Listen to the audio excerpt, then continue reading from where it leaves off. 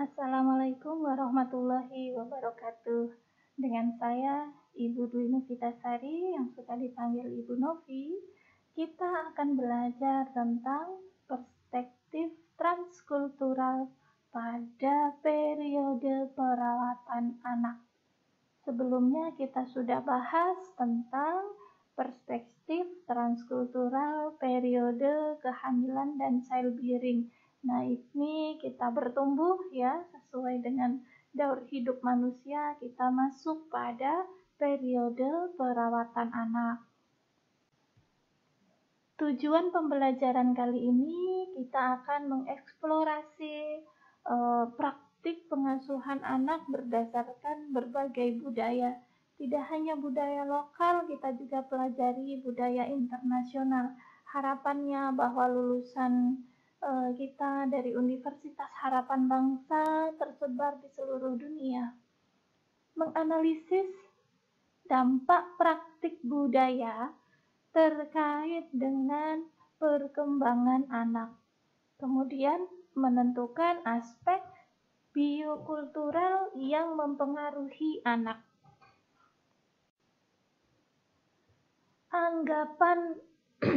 Anggapan anak-anak ya, masa anak di berbagai budaya di dunia, bahwa nilai budaya ini dapat dipertahankan.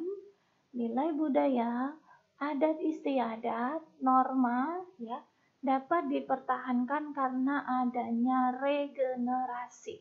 Regenerasi adalah transisi pembelajaran, pemberian nilai budaya ya, kebiasaan dari generasi ke generasi. Dari generasi yang tua ke generasi yang muda. Itu transisi nilai dan kebiasaan generasi ke generasi. Jadi, secara budaya, kelahiran seorang anak itu sangat penting dalam proses budidaya atau pelestarian budaya. Orang tua akan menurunkan budayanya kepada anaknya. Ya, jadi sangat penting adanya kehadiran seorang anak untuk kelestarian budaya.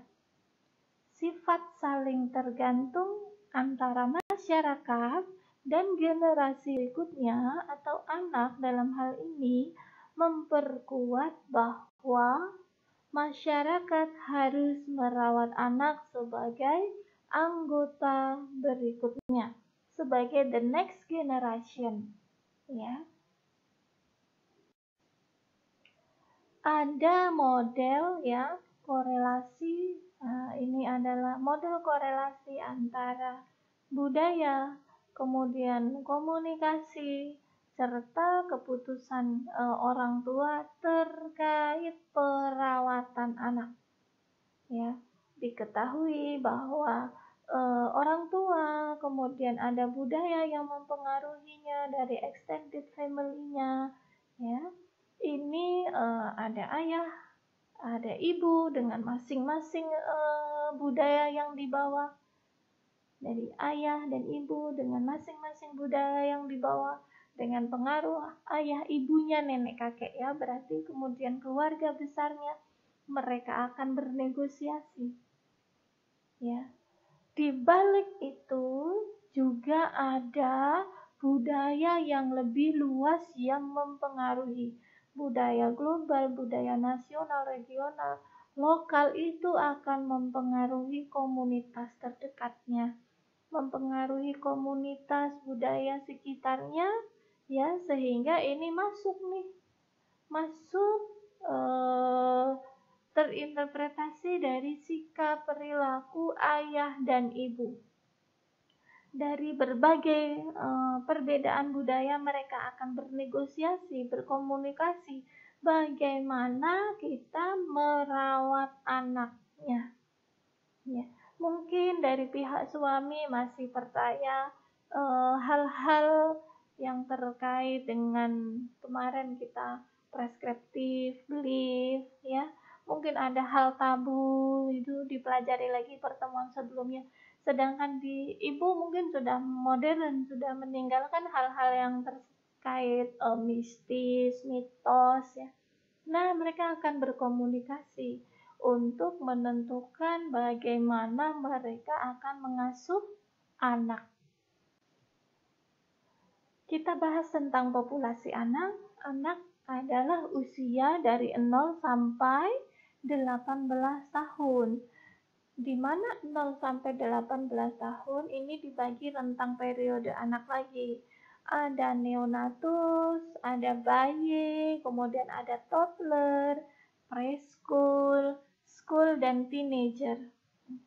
Populasinya ini menjadi wawasan global bahwa populasi anak di dunia menurun seiring waktu.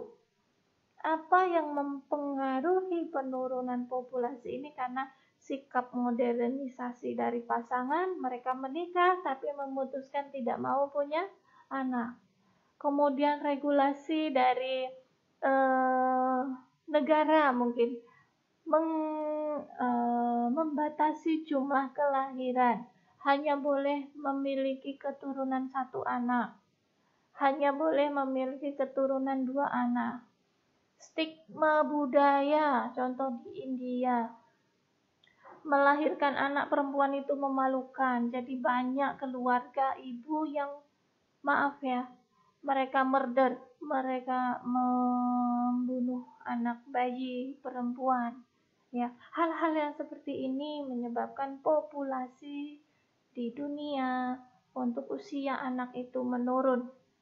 Serta juga faktor global lainnya, ada kemiskinan, ya, akan mempengaruhi pertumbuhan dan perkembangan anak.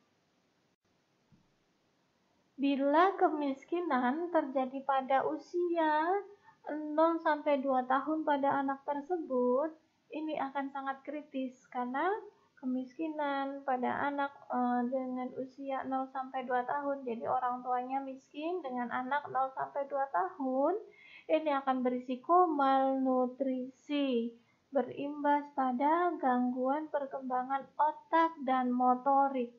Ya, ini 0 sampai 2 tahun, ingat stunting.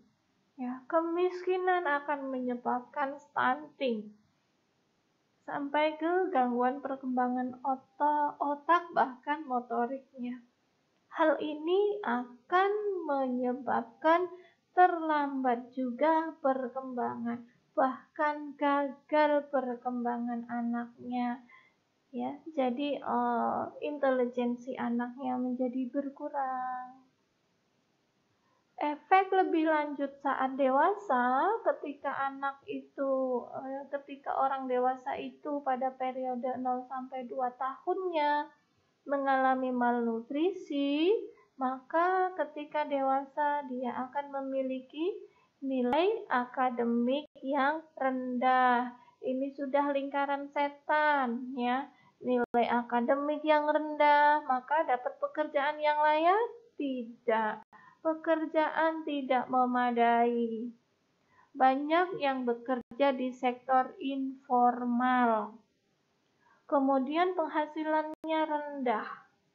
Ketika mereka berumah tangga, ya, dengan penghasilan yang rendah, maka itu akan mengulang kembali siklus kemiskinan pada generasi selanjutnya.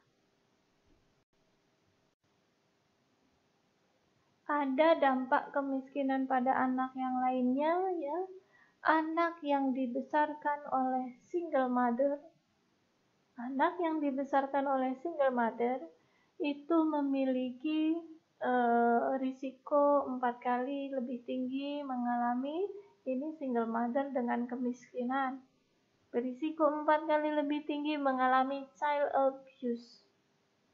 Banyak di jalanan kita jumpai, di Indonesia banyak terjadi child abuse. Ya, apa? Kita berhenti di lampu merah.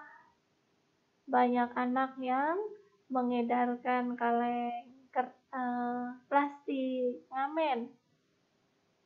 Kadang tidak hanya ngamen, tapi meminta-minta. Itu bentuk child abuse. Ya. Ada lagi child abuse, physical abuse, anak dipukul, anak dimarahin, emotional abuse, verbal abuse, ya, anak tidak diberi makan, itu physical abuse. Kemudian neglecting itu pengabaian. Seorang single mom bahkan tidak harus dengan kemiskinan pun mereka berpendidikan, punya uang. Ketika dia single mom, tidak punya atau tidak ada pasangan, atau bahkan dia hamil di luar ikatan perkawinan, neglect. Bayi ditinggal di depan pintu orang, bayi dibuang, hal-hal seperti itu besar kemungkinan terjadi. Kemudian dengan single mom, dia harus menghidupi anaknya sendiri, dia harus bekerja. Yang terjadi, bagaimana pendidikan anaknya di usia dini? Tidak ada yang mengawasi, kurang pengawasan. Maka kemampuan anak dalam membaca bisa berkurang. Dari membaca berkurang, potensi akademik juga akan rendah. Akibatnya kegagalan akademik. Hanya lulus SD, bahkan drop out, ya. Kenakalan juga, ya. Kenakalan pada anak akan meningkat dibandingkan pada keluarga yang lengkap dengan ayah, dengan ibu, walaupun sama-sama miskin. Derajat atau status kesehatan anak kita bisa perhatikan dari berat lahir. Berat lahir normal itu 2.500 gram sampai 4.000 gram atau 2,5 kilo sampai 4 kilo. Itu status kesehatan anaknya baik, ditinjau dari berat badan lahir.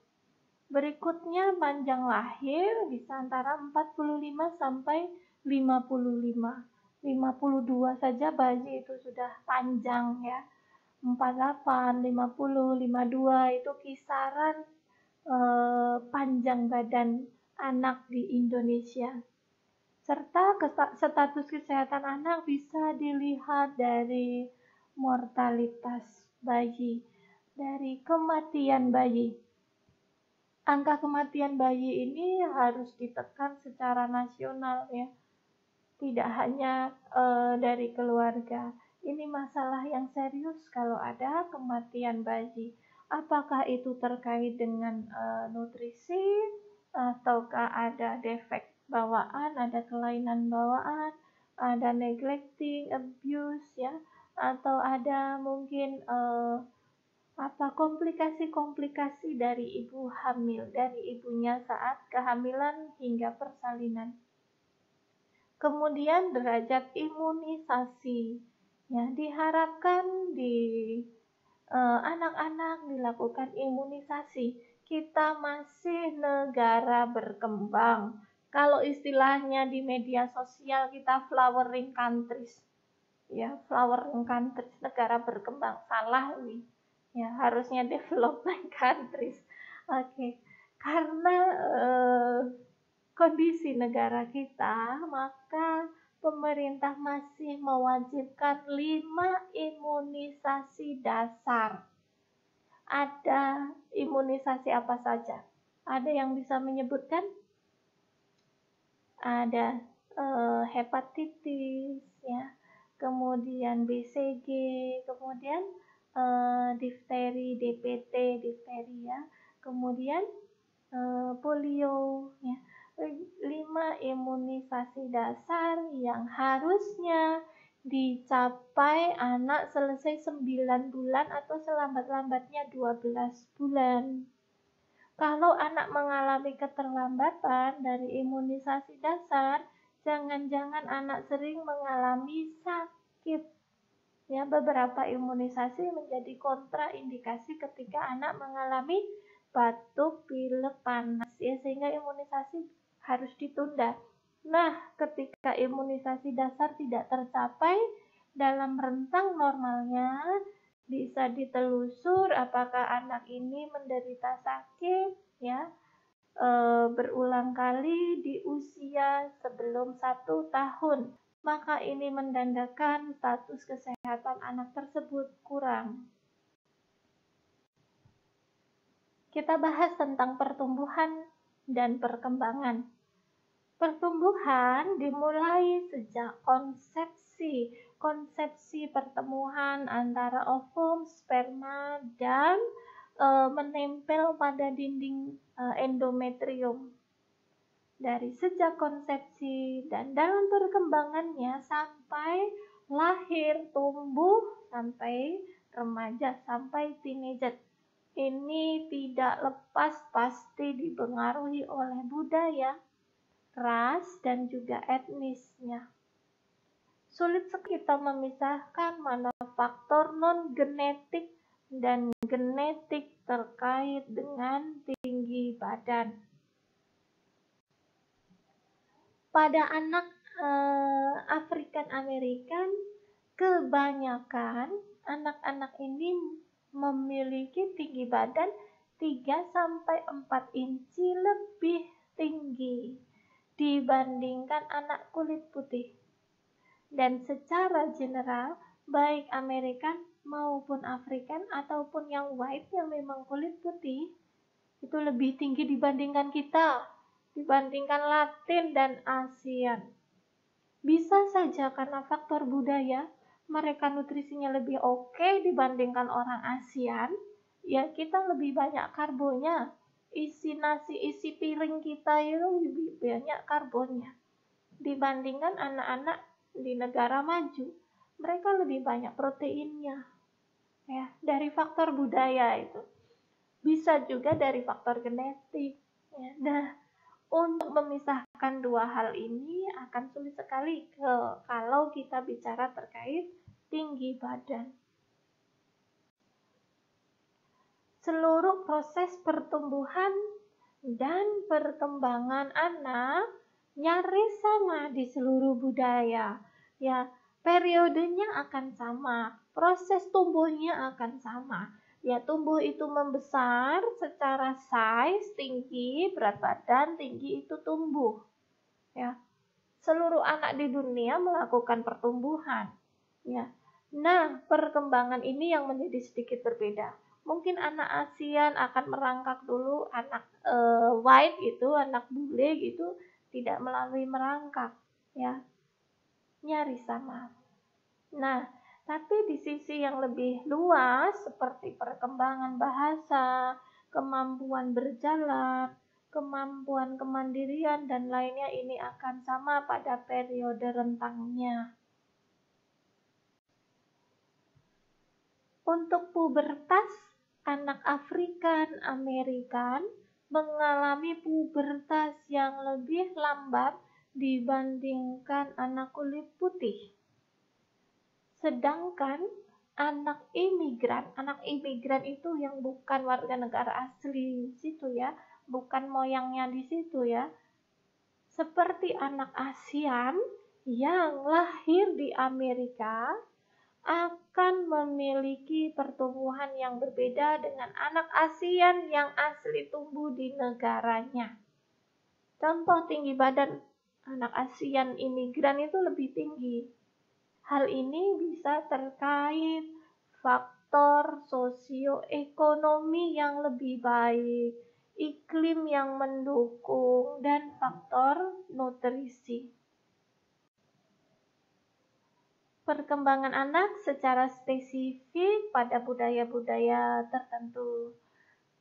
Standar perkembangan anak di budaya barat, standar mereka adalah perkembangan ya. Ada duduk, merayap, merangkak, berdiri, berjalan, dan jongkok. Berdasar penelitian di budaya seperti di Bali, anak mengalami perkembangan motorik yang berbeda dibandingkan perkembangan anak budaya barat. Jadi anak di Bali itu akan duduk, jongkok, baru berdiri. Untuk anak Amerika Latin, ya, terlambat berjalan 1-2 bulan dibandingkan anak Amerikan. Selanjutnya kita belajar tentang bagaimana hubungan kedekatan orang tua dengan anak. Sambil kita flashback masa kecil, coba. Bagaimana kedekatan kalian dengan orang tua? Hubungan orang tua dengan anak ini akan menciptakan sumber belajar serta keamanan di awal kehidupan anak. Anak itu observer, ya. Anak melihat lingkungan sekitarnya. Lingkungannya siapa? Orang tua. Ya, jadi orang tua itulah sumber belajar anak. Serta orang tua akan memberikan keamanan di awal kehidupan anak. Di Jerman, Anglo-Amerikan, ya, kedekatan antara orang tua dengan anak cenderung autonomi dan sedikit terlibat dalam aktivitas fisik anak. Jadi anak diberikan kebebasan untuk memutuskan dia akan bertindak seperti apa. Ya, autonomi. Saya akan belajar basket. Oh, silahkan. Kamu berarti harus tahu konsekuensi untuk belajar basket. Apa saja yang harus dipakai sehingga aman untuk bermain basket. Ya, kalau kamu jatuh cedera itu adalah tanggung jawabmu. Ya, tetapi tidak lepas nanti kalau ada sakit tetap diobati. Jadi mereka di Jerman Anglo-Amerikan cenderung autonomi. Dan orang tua sedikit terlibat dalam aktivitas fisik bersama anak. Anak akan bermain ya dengan teman sebaya. Ya, orang tua jarang terlibat dalam aktivitas fisik seperti dengan anak seperti bermain, berlari di taman. Ya. Ini ada sisi positifnya bahwa anak menjadi lebih bebas untuk bereksplorasi. Kita bahas tentang bagaimana orang tua di Jepang dan Porto Rico, bahwa anak itu lengket, anak itu sangat dekat dengan ibu dan jarang terpisahkan. Zaman saya itu kecilnya nonton film Oshin, ini film legendnya dari Jepang. Oshin, di mana dia melakukan segala aktivitasnya itu dengan gendong anak di belakang. Ya, dengan baju kimononya anaknya lekat di belakang. Cuma kelihatan kepalanya saja, aman, ya. Ibunya memasak, ibunya bepergian, ibunya mencuci, menyapu, ya segalanya itu di film Oshin. Budaya Jepang ya. Itu tidak terpisahkan antara anak dengan ibu. Hubungannya akan menjadi sangat dekat secara verbal dan dalam aktivitas fisik anak.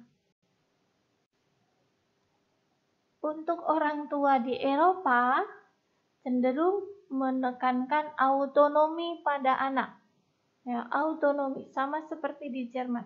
Memberikan kebebasan, bereksplorasi dengan tanggung jawab. Perbedaan pengasuhan ini di tiap-tiap negara, tiap budaya, terkait dengan variasi budaya dalam kehidupan sehari-hari. Kemudian bagaimana budaya menganggap menangis? Apa coba diingat-ingat ketika kalian waktu kecil menangis, apa yang dilakukan oleh orang tua? Apakah langsung memberikan sesuatu yang kalian inginkan?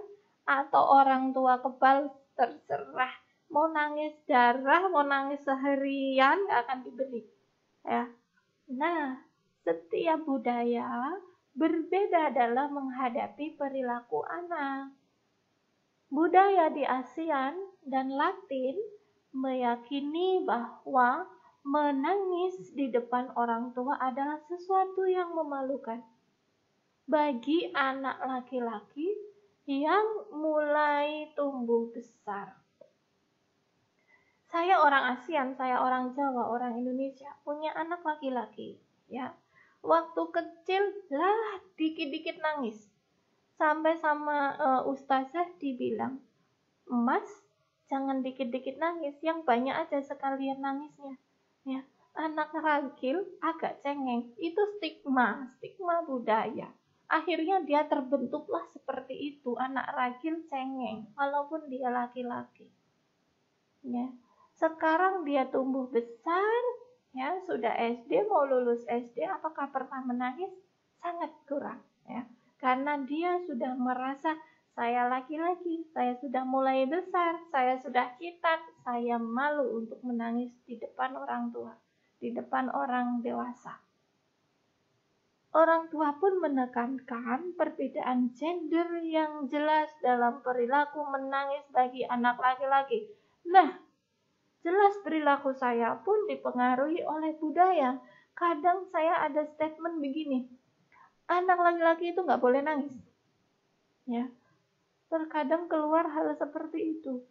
Anak laki-laki itu tidak boleh menangis. Benar membedakan gender, yang boleh menangis itu orang perempuan. Anak laki-laki nggak boleh menangis. Itu stigma budaya. Ada budaya pengasuhan anak, ya, pengaruh dari orang tua, kemudian pengaruh dan praktik dari praktik budaya dari orang tua, ya, dari hal yang mempengaruhi orang tua. Contoh, ada faktor sosioekonomi, kemudian ada pendidikan, ada politik hukum, agama, teknologi, lingkungan, budaya, serta atribut personal. Ini akan menginfluence, mempengaruhi anak, baik itu laki-laki maupun perempuan. Kemudian praktik dan kepercayaan orang tua ini terkait dengan pertumbuhan, perkembangan, ya. Bagaimana orang tua memberikan nutrisi, menyiapkan, membuat pola tidur, eliminasi, disiplin, hubungan orang tua dengan sibling itu saudara kandungnya, dengan keluarga yang besar, dengan figur yang berwibawa, mempunyai otoritas, dengan teman sebaya, ya. Kemudian sehat praktik, sehat sakit, kemudian perawatan, mencegah sakit, serta imunisasi. Ini mempengaruhi pengasuhan anak. Serta yang terakhir, bagaimana peran dari pelayanan sistem kesehatan baik primer, sekunder, dan tersier akan mempengaruhi praktik pengasuhan anak, menentukan sehat sakit anak, pertumbuhan dan perkembangan anak, serta tidak mengesampingkan adanya faktor genetik. Selanjutnya tentang kepercayaan feeding dan eating, ya, memberi ASI dan memberi makan. Di berbagai budaya, memberikan ASI ini dilakukan dari rentang beberapa minggu hingga tahunan. Kendala bagi ibu yang tidak memberikan ASI eksklusif menyebabkan mereka memberikan ASI dalam botol. Ya, ASI perah, ASIP dalam botol. Ada beberapa budaya yang memberikan jus, dan ini jelas tidak baik. Memberikan pemanis, upayanya pemanis sirup, air gula, air madu, ini untuk menenangkan bayi atau menidurkan bayi. Ini adalah tentu saja contoh praktik budaya yang salah, karena bisa menyebabkan masalah kesehatan bagi bayi, yang gampang dental karies. Pemanis, ya, kemudian anaknya tidur jadi tidak dikumur air putih, tempat tumbuhnya bakteri, jadinya karies gigi, Jadi gangren, giginya hitam-hitam, padahal belum juga 12 bulan ya.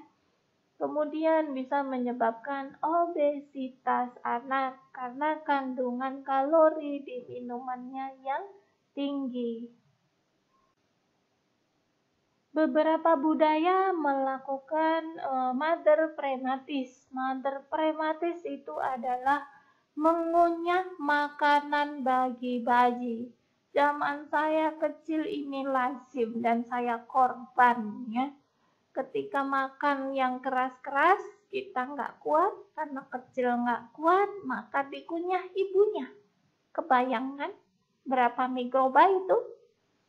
Jadi ibunya akan mengunyahkan lembut, kemudian disuapkan ke anaknya. Ini saya korban.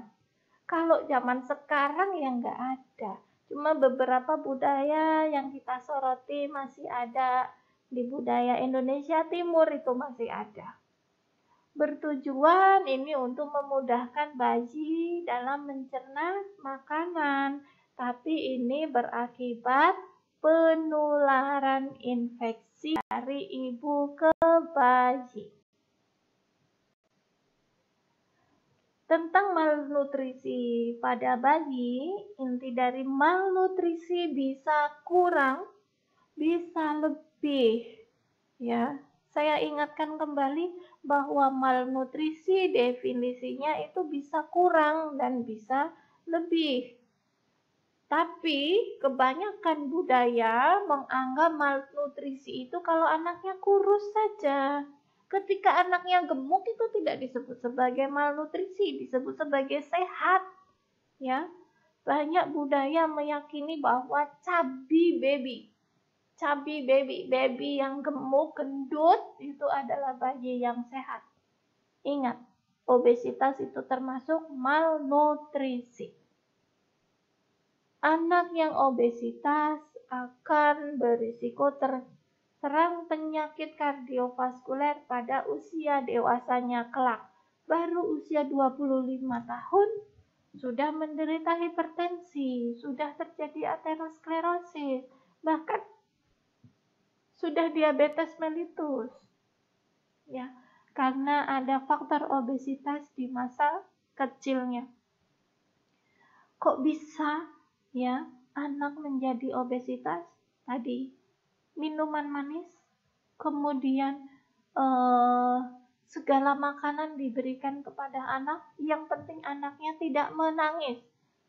Misal junk food ya, junk food, fast food, ada burger, ada ayam crispy, ya segala macam sekarang diberikan kepada anak.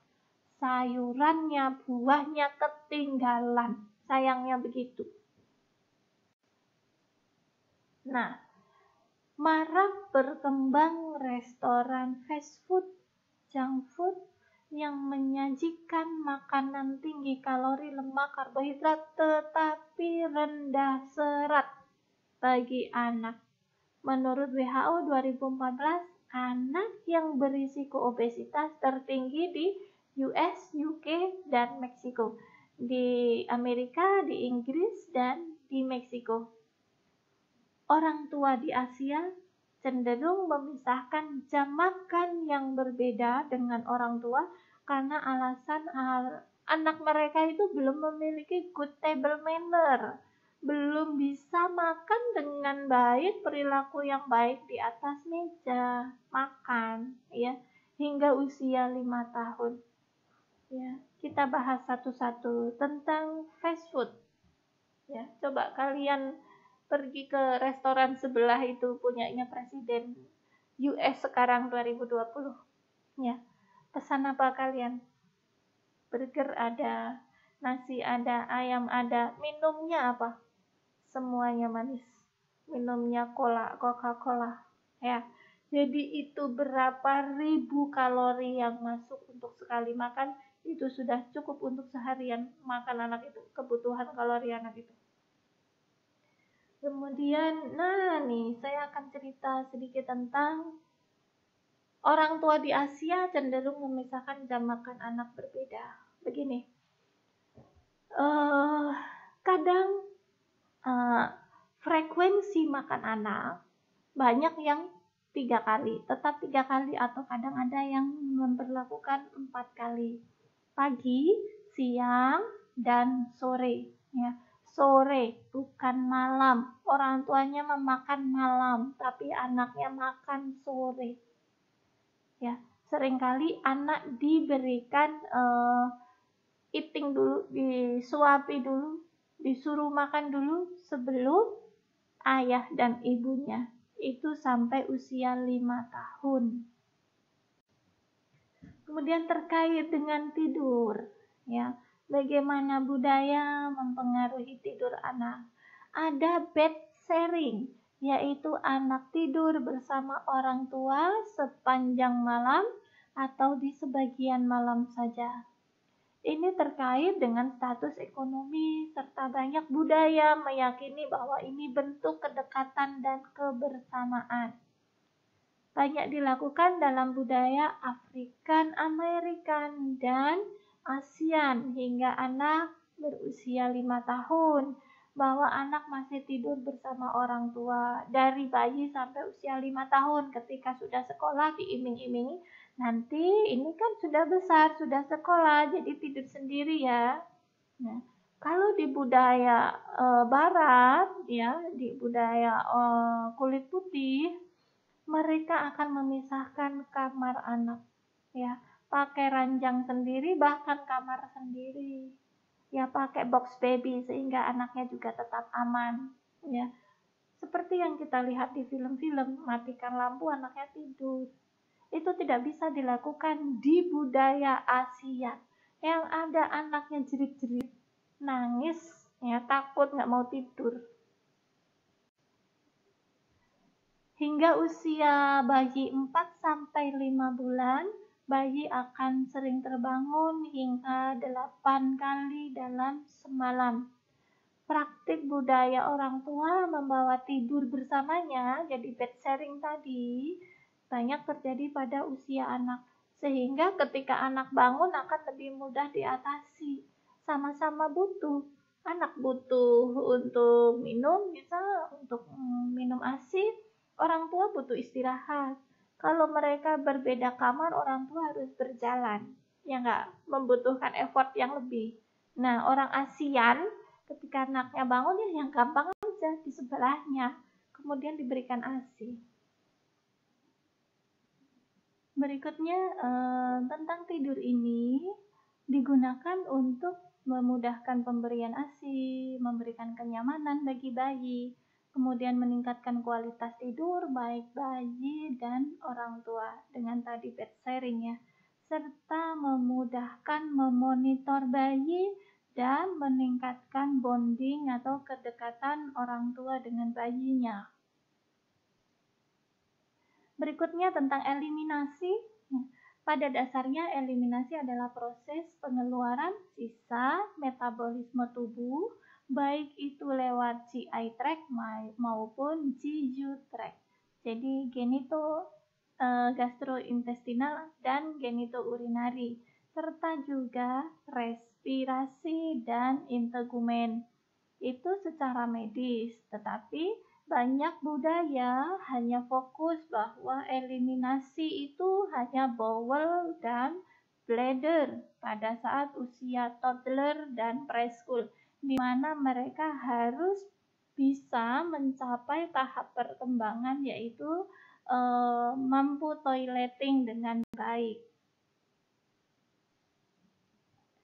Ada beberapa budaya yang mengajarkan toilet training bahkan sebelum usia 1 tahun.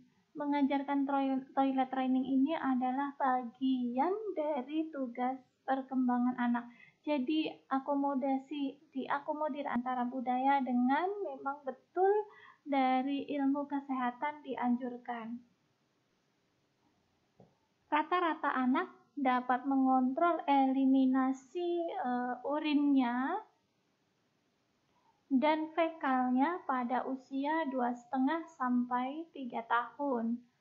Untuk anak perempuan di banyak negara, banyak budaya, memiliki kemampuan kontrol yang lebih cepat dibandingkan anak laki-laki, serta kemampuan kontrol bowel yang lebih cepat tercapai dibandingkan kontrol bladder. Jadi sudah bisa untuk pup sendiri, tetapi ternyata masih mengompol. Itu hal yang memang terjadi di banyak anak-anak dengan berbagai budaya.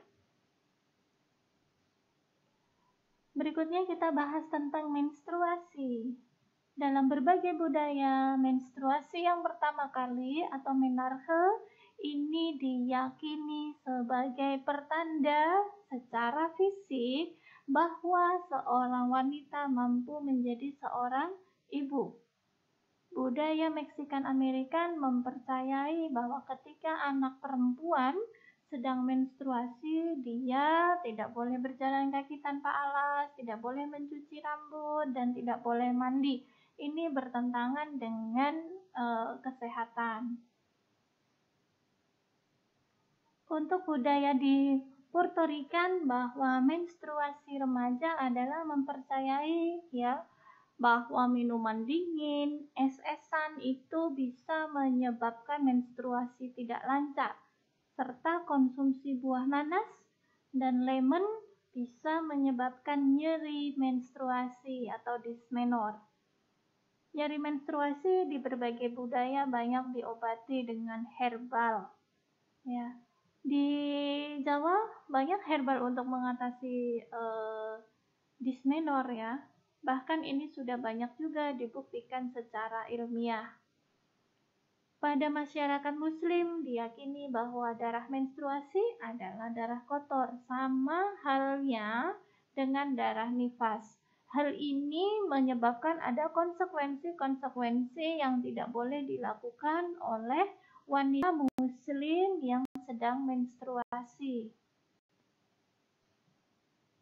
Konsekuensi wanita haid yaitu bisa dilarang melakukan ibadah besar, yaitu ada sholat, ada membaca Al-Quran. Ini ada beberapa pendapat ya, baik dari membaca Al-Quran, menyentuh Al-Quran, melaksanakan ibadah haji, dan dilarang berhubungan seksual.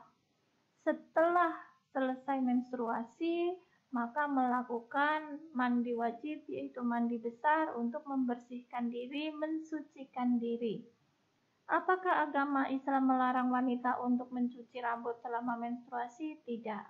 Dan ini memang dianjurkan ya di kesehatan. Jadi tidak ada larangan untuk mandi, mencuci rambut selama menstruasi. Dalam agama Hindu dan Buddha, ketika menstruasi, wanita ini tidak diperbolehkan memasuki dapur dan dia harus tidur terpisah di ruangan yang tersendiri. Oke, cermati gambar ini.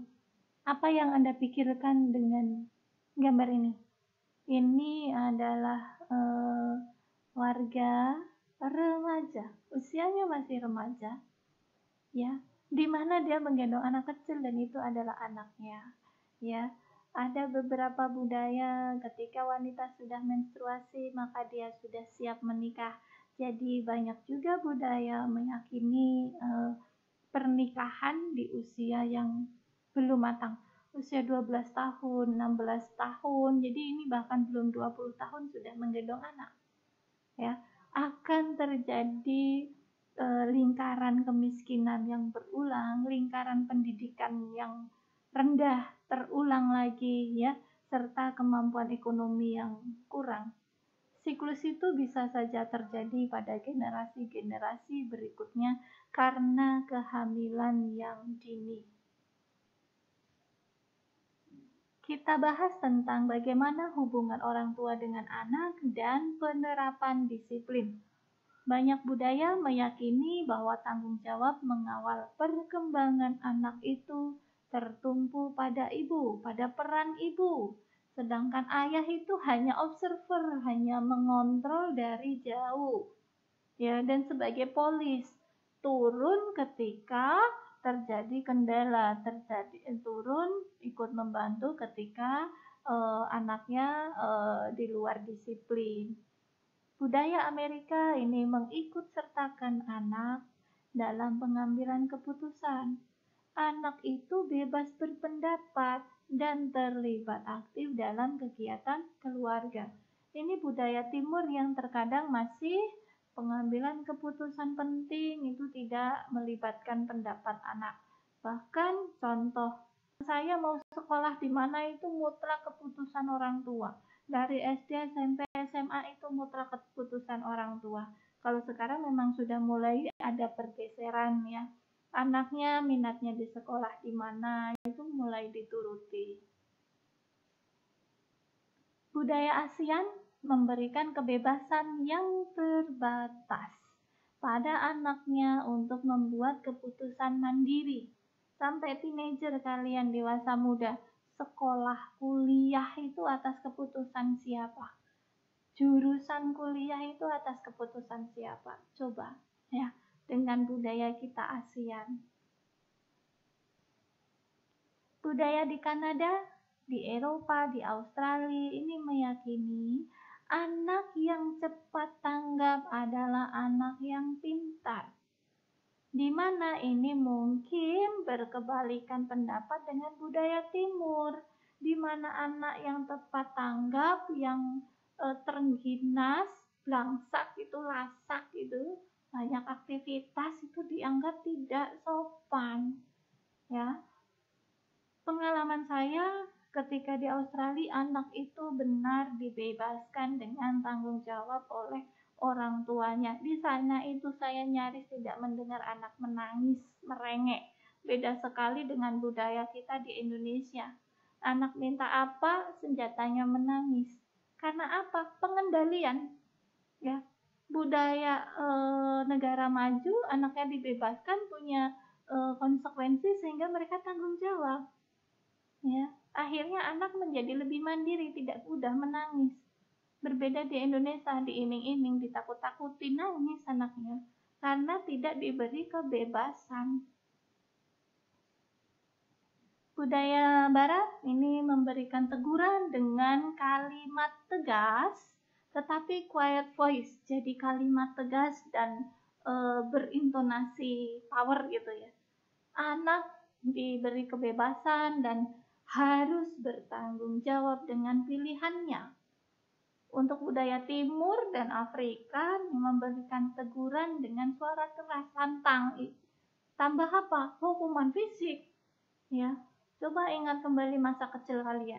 Ibu kalian nggak belajar ngaji, kalian numpahin air, ya, kalian hujan-hujanan. Bagaimana teguran dari orang tua? Suara keras menggelegar seperti ini, petir gitu ya, sambil memberikan hukuman fisik. Dicubit, ya, dipukul, ya. Apalagi ketika anak memperlihatkan perilaku yang tidak sesuai di depan umum, di masyarakat. Ibunya kebakaran jenggot, ya. Dengan bertambahnya usia anak menjadi semakin besar, menjadi teenager, ya, biasanya diberikan kebebasan yang lebih besar dibanding usia yang muda, usia anak-anak. Di banyak negara, remaja laki-laki menjadi lebih spesial ya, memiliki kebebasan yang lebih besar dibanding remaja wanita. Coba dicermati. Ketika remaja, ketika sudah SMA, diberi uang saku mungkin bulanan. Sedangkan dulu ketika masih SD diberi uang saku 1 harian sekali. Nah, itu pemberian kebebasan yang menjadi lebih besar. Ya. Nah, serta remaja laki-laki boleh pulang sampai Isya. Sedangkan remaja wanita boleh pulangnya sampai batas maghrib jam 5. Nah, ini dipengaruhi oleh budaya. Kemudian dari perbedaan gender. Ya. Bayi laki-laki ini cenderung lebih aktif, lebih besar, dan perkembangan otot yang lebih cepat. Sedangkan bayi perempuan itu tenang, kalem, ya, baik dari hamil sampai newborn baby. Tapi ini hanya kepercayaan. Pada usia dewasa jelas tampak perbedaan fisik laki-laki dan perempuan, utamanya di sistem reproduksi. Kita pelajari bagaimana perkembangan seksualitas pada anak di setiap periodenya. Ini kita bagi dari lahir sampai 18 bulan. Pada usia anak ini, mereka menandai gender yang berbeda. Saya laki-laki, kamu perempuan. Ya.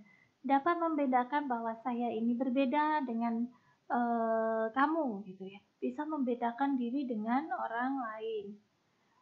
Alat kelamin luar anak laki-laki sensitif terhadap sentuhan. Jadi anak laki-laki itu mudah untuk ereksi. Ya. Kemudian pada anak perempuan bisa saja terjadi pseudo menstruation. Jadi pada bayi yang baru lahir ternyata kok ada perdarahan pervaginam, bisa jadi ini masih pengaruh hormonal dari ibu sehingga bayi ini mengalami seperti darah menstruasi atau disebut sebagai pseudo menstruation. Berikutnya pada usia toddler 1-3 tahun, anak sudah bisa membedakan diri dengan jelas bahwa saya laki-laki, kamu perempuan, saya perempuan, ibu perempuan, ya. Seperti itu. Kemudian terus berlanjut mengembangkan identitas gendernya. Ini di fase anal. Jadi anak usia toddler sering bermain dengan alat kelaminnya. Ini hal yang wajar. Jadi tinggal diawasi saja. Berikutnya perkembangan seksualitas pada usia preschool, yaitu usia 4 sampai dengan 5 tahun. Ini anak semakin sadar tentang dirinya, mereka mulai menjelajahi bagian tubuhnya, memahami ini mata, hidung, telinga, dada, ya. Jadi ajarkan dengan benar nama-nama setiap bagian tubuh, bisa dengan menggunakan media yang interaktif. Belajar mengendalikan perasaan dan perilaku. Ya, anak usia 4-5 tahun ini sering tantrum, ya, sehingga perlu belajar mengendalikan perasaan dan perilakunya. Serta diajarkan bahwa bagian mana yang boleh disentuh orang lain dan yang tidak boleh disentuh. Ini untuk menghindari hal-hal yang tidak diinginkan. Memfokuskan cinta mereka kepada orang tua dengan jenis kelamin yang berbeda. Misal anak tersebut adalah laki-laki, maka dia akan memfokuskan cintanya kepada ibunya. Dan sebaliknya, ketika anak perempuan, dia akan fokus mencurahkan cintanya kepada ayahnya. Ada perkembangan seksual usia sekolah, yaitu 6-12 tahun.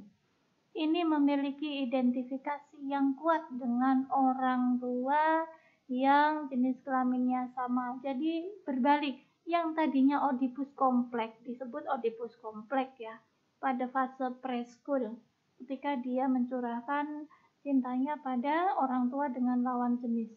Kalau sudah usia sekolah, ini akan mencurahkan perhatiannya, cintanya kepada orang tua dengan jenis kelamin yang sama.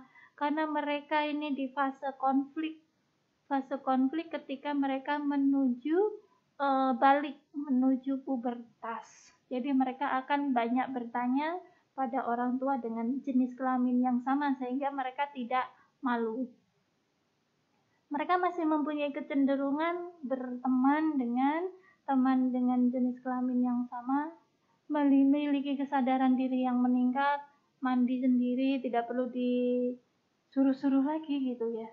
Kemudian keinginan untuk privasi, anak usia ini membutuhkan kamar tersendiri, kemudian melanjutkan perilaku menstimulasi diri, mempelajari peran dan konsep gender sendiri sebagai bagian dari konsep diri total. Tahapan usia terakhir anak adalah adolescent, yaitu usia remaja 12-18 tahun. Karakteristik seks primer dan sekunder berkembang dengan baik. Jadi anak laki-laki timbul kumis seperti itu. Anak perempuan membesar, karakteristik seks sekundernya. Anak perempuan bisa mengalami menarche, ya, haid pertama kali, kemudian mulai mengembangkan hubungan dengan mitra atau dengan teman yang tertarik. Masturbasi pada anak laki-laki dapat juga berpartisipasi dalam aktivitas seksual. Kalau dilihat dari gambar tersebut, akan terlihat bagaimana gender and role behavior. Ya, bagaimana seorang anak wanita dia akan bermain boneka, sedangkan anak laki-laki bermain yang lebih maskulin, bermain mobil-mobilan. Ini perlu pada masa mereka, jadi jangan dipertukar. Kalau dipertukarkan sih juga tidak apa-apa, asal tidak menimbulkan bahaya yang lebih serius, karena sekarang banyak transgender. Berikutnya praktik budaya terkait pubertas, kita lanjutkan. Budaya Afrikan ini melakukan sirkumsisi pada pria dan wanita untuk menandai pubertas tanpa anestesi, di mana diyakini kemampuan mereka menahan nyeri saat sirkumsisi ini sebagai bentuk maturitas, bentuk pendewasaan seseorang. Masyarakat Muslim mewajibkan sirkumsisi bagi anak laki-laki dan sunnah atau tidak wajib bagi anak perempuan. Perbedaan gender diperjelas dengan perbedaan gaya berpakaian, permainan, tugas perkembangan individu sesuai gender. Kemudian secara lintas budaya, perbedaan gender ini dibedakan dalam kelas perilaku seperti dalam pemeliharaan, tanggung jawab yang berbeda, ketaatan, kemandirian, prestasi, serta kemerdekaan. Bagaimana kesehatan dengan promosi kesehatan? Sangat erat kaitannya budaya dengan pemeliharaan kesehatan. Ibu, ayah, keluarga akan menggunakan keyakinannya dalam merawat anak dan terkadang mentoleransi perkembangan pengobatan medis untuk mempertahankan derajat kesehatan anaknya. Jadi mereka akan menggunakan keyakinannya dulu untuk merawat anak. Apakah anak ini butuh pengobatan medis? Ya, mereka akan mempertimbangkannya. Ini kita bicarakan tentang sakit. Banyak budaya menekankan bahwa keluarga adalah pemberi layanan kesehatan pertama bagi anggota keluarga, bagi bayi, bagi anak, dan remaja. Keluarga memiliki keyakinan terkait pandangan budaya kapan seseorang disebut sakit. Ya, ketika keluarga tersebut meyakini anggota keluarganya sakit, maka keluarga memutuskan kapan anak ini akan dibawa ke fasilitas kesehatan. Mungkin mereka akan ditangani dengan budayanya, dengan herbal, banyak sekali, nanti bisa dikaji. Untuk Afrikan lebih jarang membawa anaknya ke fasilitas kesehatan dibandingkan keluarga kulit putih. Bagaimana sistem kepercayaan kesehatan ya dengan anak-anak? Beberapa budaya mengkombinasi antara pengobatan modern dengan pengobatan tradisional mereka. Meksikan ini akan membawa anaknya yang sakit ke fasilitas kesehatan dan juga ke penyembuh tradisional yang mereka sebut sebagai curandero. Ibu Meksikan ya, setelah meminta nasihat kepada ibunya, kepada atau nenek anak yang sakit itu, akan memakai pengobatan yang mana? Mereka ke dokter iya, mereka ke penyembuh tradisional iya. Kemudian dia akan meminta nasihat kepada neneknya, apa yang akan diberikan? Misal obatnya kah atau dengan pemberian herbalnya tadi. Untuk budaya Hispanik mempercayai ada susto. Susto ini disebabkan karena sakit supranatural. Dengan gejala ada ketakutan, ada cemas, kehilangan nafsu makan, serta susah tidur. Budaya Meksikan mempercayai pujos, yaitu sakit pada bayi berupa penonjolan umbilikus yang timbul karena kontak dengan wanita yang menstruasi. Bayi yang digendong oleh wanita yang menstruasi bisa sakit pujos. Serta nyaris seluruh budaya mengakui bahwa anak mampu melihat hal supranatural karena adanya mal-ojo, yaitu evil eyes. Anak melihat hal yang tidak dilihat oleh orang dewasa. Jadi di budaya ASEAN, Jawa, Indonesia pun juga meyakini hal tersebut. Jadi anak kecil bisa melihat jin, ya, bisa menemukan barang yang hilang, seperti itu. Orang tua akan memberikan amulet. Amulet itu jimat, ya, atau melakukan ritual untuk mengusir mal-ojo tadi. Kalau dalam masyarakat muslim yang dilihat anak itu adalah jin korin, jin yang menyerupai. Ada Haida de la Molera. Ini dipercayai budaya Meksikan sebagai penyakit yang menyebabkan anak tidak mau menyusu, dia diare, dia demam, dan dia muntah. Kemudian ada empacho. Dipercayai masyarakat Meksikan bahwa ini sebagai gangguan pencernaan karena ada makanan yang tidak bisa dicerna, tidak bisa diproses sehingga menyebabkan panas dalam. Selanjutnya, bagaimana pengaruh biokultural terhadap masalah-masalah pada anak. Ini terkait dengan variasi imunitas bawaan dan alami yang dibawa secara genetik, kemudian kondisi geografis dan lokasi tempat tinggal dari suku budaya tersebut, iklim, etnis, latar belakang ras, serta praktik agama.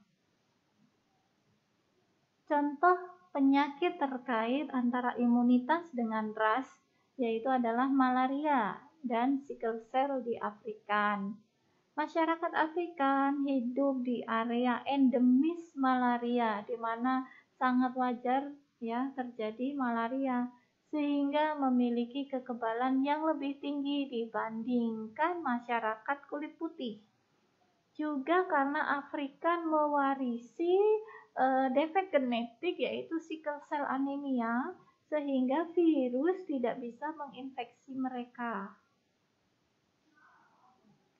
Bagaimana dengan intermarriage?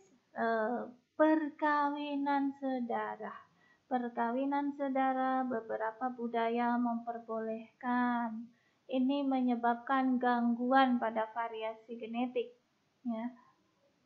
Berisiko terjadi anomali organ, kegagalan pembentukan organ pada janin. Seperti apa? Ventricular septic defect. Ya, jadi ada kebocoran septal antara ventrikel. Kemudian ada amyloidosis. Ya, itu terjadi di Jerman, di Swiss, Maryland, ya, serta gangguan intelektual. Jadi ada Down syndrome di masyarakat lainnya. Bagaimana dengan ethnicity? Tanpa mengesampingkan aspek sosioekonomi dan nutrisi yang dapat menyebabkan TBC, ada faktor etnis juga berperan dalam perkembangan penyakit TBC ini. Ya, TBC banyak berkembang di Amerika Latin karena penduduknya tinggal di negara miskin. Etnik juga terkait dengan penyakit tidak menular seperti Tay Sachs disease. Ada gangguan neurologis, ada PKU, ada fenilketonuria, serta penyakit-penyakit metabolik. Kemudian ada ras. Ras ini terkait penyakit pada anak-anak seperti ada endokrin cystic fibrosis, jadi gangguan pada kelenjar endokrin. Ya, terjadi fibrosis pada anak kulit putih. Juga ada sickle cell anemia pada anak kulit hitam dan Mediterranean tadi. Anak kulit hitam berisiko mengalami gangguan sistem hematologi seperti talasemi, kemudian G6PD defisiensi, glukosa 6 fosfat dehidrogenase defisiensi, serta anak kulit hitam ini mengalami kesukaran dalam mendigesti dan memetabolisme susu sehingga mereka terjadi intoleransi laktosa. Jadi anak mudah diare. Banyak budaya meyakini bahwa kejadian sakit kronik atau disabilitas anak ini merupakan hukuman bagi orang tua karena orang tuanya berdosa, melanggar larangan atau hal yang bersifat tabu. Cek lagi larangan atau hal-hal yang bersifat tabu, yaitu di pembelajaran kemarin. Ini terkait ada hukuman supranatural. Ya, ada kaitannya supranatural kalau ini dilanggar. Masyarakat sekitarnya biasanya akan mempergunjingkan, akan membicarakan apa dosa dan kesalahan yang telah diperbuat oleh orang tua atau anggota keluarga tersebut. Masyarakat Latin mempercayai adanya ketidakseimbangan unsur panas dan dingin dalam tubuh, yang oleh masyarakat Cina ini disebut unsur Jing dan Yang, sehingga ini menyebabkan penyakit kronik.